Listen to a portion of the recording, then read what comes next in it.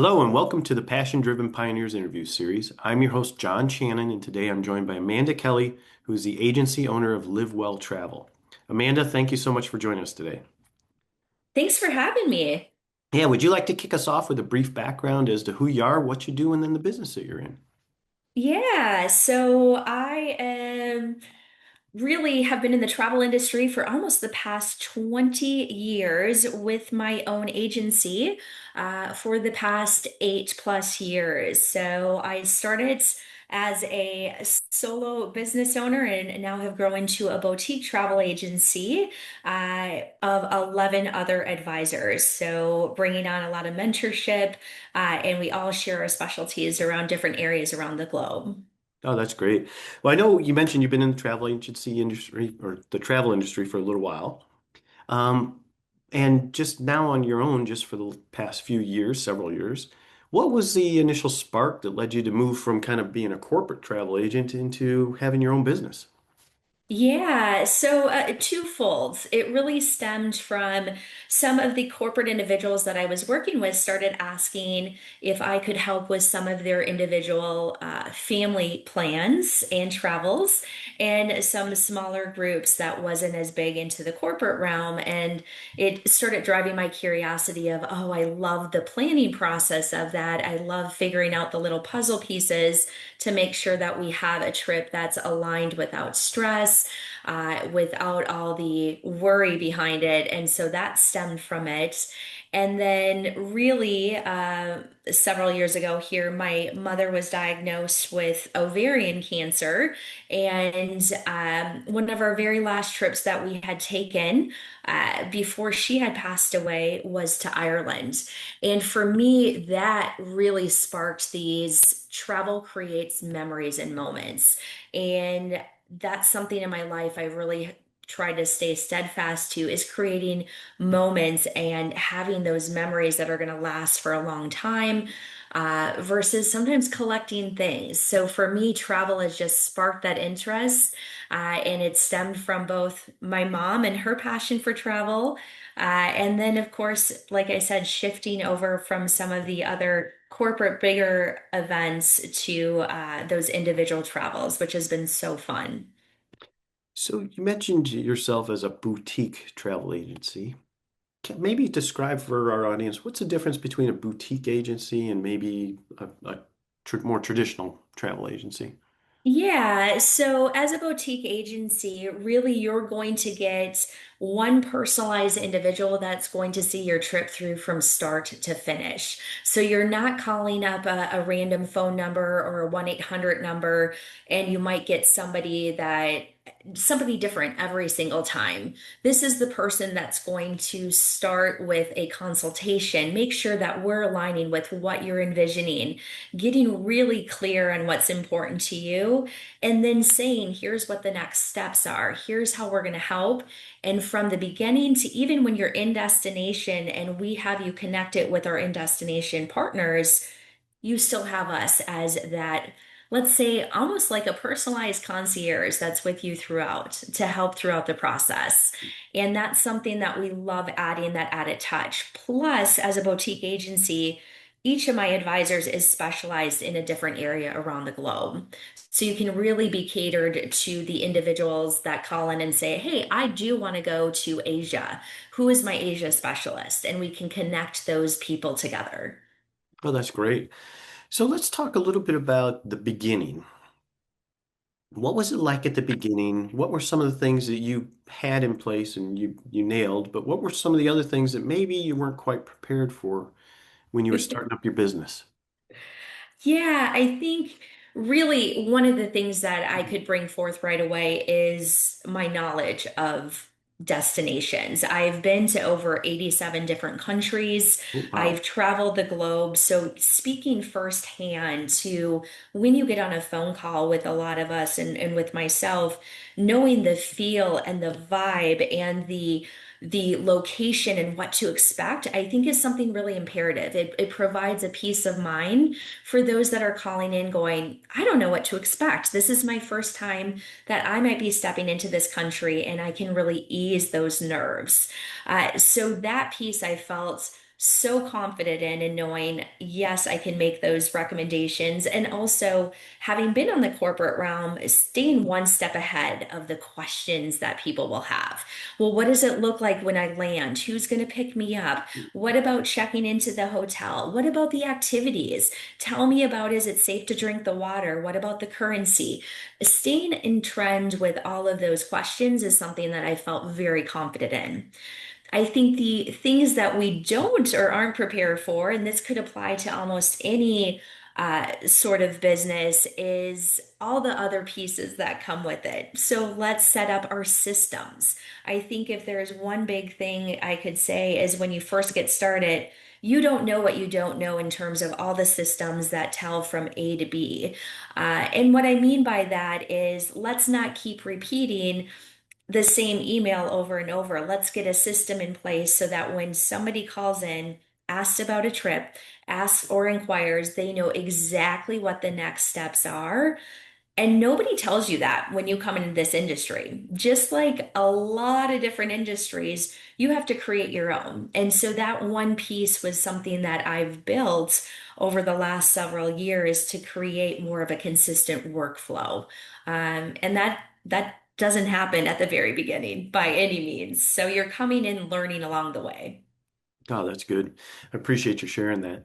So you mentioned you started this up as a solopreneur, and then Yeah. you built your team and you're now up to 10 people. Talk about us. When was it that you started building your team and adding more employees, and kind of what were some of the trigger points for that? And then I'll ask a follow-up question probably. Yeah. So I would have to say that that was coming into about year two, when I started realizing I can't be all things to all people. And your business, when it starts going, I think one of the most beautiful things that can happen, and what I love, is word of mouth referrals. How businesses can be built on something that's so powerful. When somebody else can say, yes, I recommend this person, that is such a beautiful testimonial to them saying, I trust you. I want to refer you. And with that, it started getting really large where I couldn't keep up with those referrals that were coming in, but I didn't want to dismiss those people that were coming to me asking for help. And that's when I started saying, gosh, I need to expand, but what does that look like? And I knew in my heart my passion for also mentoring and sharing with others how to do that. So when I brought in my first couple of other advisors, it was a 6 month process in which we go through an educational process. I'm not putting them in front of clients or client facing, but we're really having them delve into knowing the behind the scenes things so that when they get front to front with their first client, they feel confident, and they know the step by steps of what to do as well. So as you were hiring, you're also building your brand. Tell us Yeah. about kind of the types of people you were really looking to hire, and were there skill sets that were complementary to yours, or talk a little bit about that. Yes, I would say all different personality types that we have in our business. But one of the key factors that I wanted to was somebody that had and brought in a knowledge of travel. That doesn't mean they had to be 80 some countries that I've traveled to, but if they had a passion for Thailand or Australia or African safaris, I wanted to know what their experience was so then we could go from there to really help topple on that. Because really, just like a lot of industries, people go, oh, I have a passion for that. I want to do it. But when you really get boots to the ground and sharing what's behind the scenes, it's not for everyone. There's a lot of grit and grind that goes into it. And just having those hard, honest conversations that say travel is fun, travel is amazing, but let's make sure we understand how we make travel seamless. And those are the behind the scenes, everyday tasks that people don't see. And so having those conversations, is that person that I'm bringing on willing to not only have the passion for travel, but do they have the grit and the work ethic to want to help with that? And some of those things I don't think can just go, oh, yeah, I have that on a resume. It's a personality trait. It's somebody that can get on the phone and have a great conversation and be very personable as well. That's great. Well, I appreciate you sharing that too. So I'm going to shift a little bit here and talk about, are there any specific strategies you're using to remain innovative in your space? Yes, I would say one of the biggest things I would say is, you've heard me say this before, staying on top of the trends. Travel is an ever evolving industry. Just not too long ago here, of course, we had the shortage and cuts of a lot of the airlines. What are we doing as an agency to keep our clients informed? Right away, we even sent out our newsletter that said, here are some 5 tips that you can stay ahead of that if you're feeling like, oh, my flight was canceled. Oh, now what do I do if something happens and I have a delay and a misconnect? All of those pieces that were really going, let's stay one step ahead of the curve. And then also going on site. I am continuously traveling. I encourage my other advisors to travel. We go so we know, so we can bring that knowledge back, and that's super, absolutely important. And every year I travel, for example, back to Australia. That is one of my specialties as a premier specialist. So, in order to me to stay on top of that, let's get the latest trends. Let's stay on top of who is the suppliers I'm going to connect people with so that I can make sure they have a great, authentic experience in destination. Well, that's really good. And you're right, there's been some travel disruption here lately. I think you know what happens. It's how we pivot. And I'll always tell my clients, pack your patience. Travel is going to give you some curveballs, and it's how we handle them or knowing where to go that creates and helps with a little bit more of that stress-free process. That's good. So let's talk about the future. So could you offer us maybe a glimpse into the future plans and goals you have for your business? Yeah, well, one of the things is we are definitely staying a boutique agency. Cool. So it's not going to be one where I have hundreds of advisors. This is really my vision has been keep this really strategized so that people know who they're coming to and the destinations they're asking about.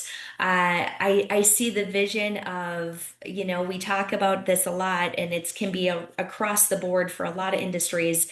AI is coming into play, and I've shared this before, but I see it as such a beautiful blend of how we build travel in. AI is not going to replace who we are and what we do. And I shared that previously. It's going to share, great, you can go to this destination. Here's some examples. Now talk to your travel advisors so they can share that unique ice cream shop down the way or that boutique area or that cooking class with somebody that is really in that destination that you're going to have just this unique wow experience. So for us, I see it as just being a beautiful blend that's only going to enhance what we bring to our clients. Well, that's great. And it's super important to understand, what you want your business to be and how you want to present it out there because that then helps you with all your decision making. And that's really great to share with the audience. Yes, absolutely. So knowing that this show is going to be targeted towards people that are either thinking about starting up a business or maybe in their first few years of business, do you have any final thoughts or words of advice you'd like to share with our audience today?